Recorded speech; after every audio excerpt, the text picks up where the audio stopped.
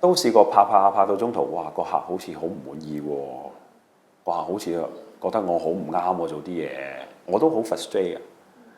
跟住點咧？跟住咁咪落多兩錢肉緊咯，做好佢咯。但係同時間要分析個客唔妥我嘅嘢係因為咩先？因為件事唔得定因為我樣衰先？定因為頭先嗰餐飯唔好食先？搞清楚係咪 make sense 嘅？make sense 嘅咪改咯，唔 make sense 我咪繼續堅持去做好佢咯。咁到最尾係點樣？結果都會好㗎。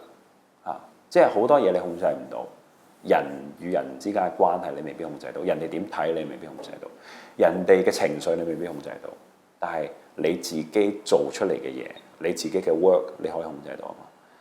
咁我覺得就係望住自己做嘅嘢，你做好佢，你有信心，我會做得好嘅，咁你 keep 住去做，出嚟唔得嘅，出嚟失敗咗嘅，起碼望翻轉頭。唉，最衰我嗰陣時唔勤力啲啦，最衰嗰陣時我唔落力啲啦，最衰嗰陣時我唔用個腦諗嘢啦，咁咪死啦！